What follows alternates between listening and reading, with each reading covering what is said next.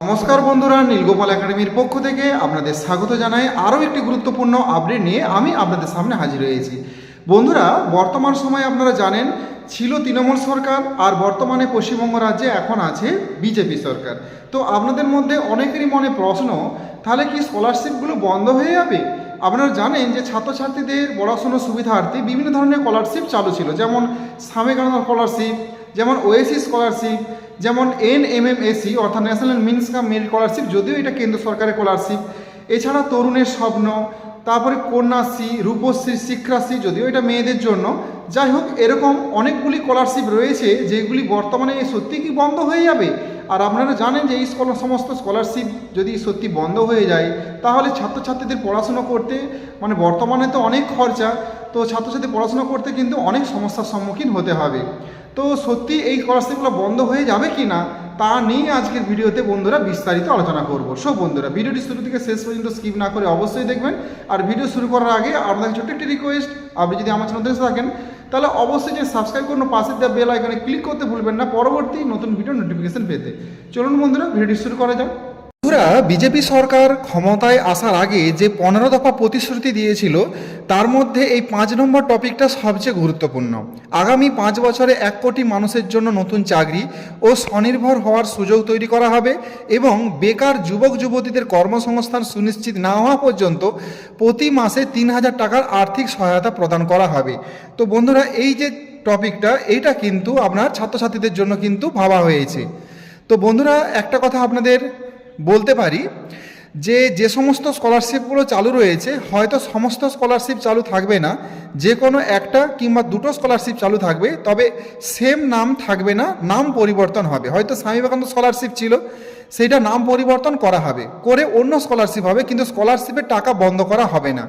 নতুনভাবে স্কলারশিপে আবেদন প্রক্রিয়া চালু হবে এবং নতুন নাম নিয়ে চালু হবে, সেখানে আর্থিক সহায়তা হয়তো আরও বেশি পরিমাণে দেয়া হবে।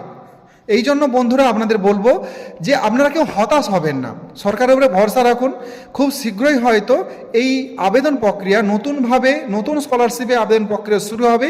তখন আমি ভিডিওর মধ্য দিয়ে আপনাদের জানিয়ে দেব কিভাবে করবেন, কিভাবে আবেদন করবেন, কি কি ডকুমেন্টের প্রয়োজন, সমস্ত কিছু ডকুমেন্ট আপনি তৈরি রাখুন। আবেদন প্রক্রিয়া শুরু হলেই আমি ভিডিওর মধ্য দিয়ে জানিয়ে দেব, তখন অবশ্যই আপনারা আবেদন করবেন। শুধু এইটুকু আপনাদের আশ্বাস দিতে পারি যে কোনোভাবেই সমস্ত স্কলারশিপ বন্ধ হবে না, কিছু স্কলারশিপ অবশ্যই চালু থাকবে, তবে নাম পরিবর্তন হবে। এখানে দেখুন বলেছে, যুবকদের উজ্জ্বল ভবিষ্যৎ গড়া দরকার চাই বিজেপি সরকার। তো যুবকদের জন্য এখানে বলেছে দেখুন যে কর্মসংস্থান সন্ধানে থাকা যুবক যুবতীদের প্রতি মাসে 3000 টাকা করে আর্থিক সহায়তা দেওয়া হবে। আগের সরকার তৃণমূল সরকার যে যুবসাথী প্রকল্প চালু করেছিল মাসে 1500 টাকা, সেটা বেড়ে 3000 টাকা হবে। তো এইটার কিন্তু নাম চেঞ্জ করা হবে।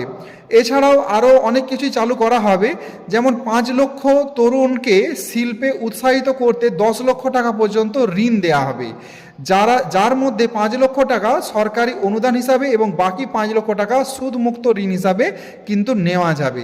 এছাড়াও বন্ধুরা, ছাত্রছাত্রীদের কিন্তু এখান থেকে ঋণ দেওয়া হবে, সেই ঋণ কিন্তু সুদমুক্ত ঋণ, কোনো রকম সুদ দিতে হবে না, সেই ঋণ নিয়ে আপনি পড়াশুনো করতে পারেন।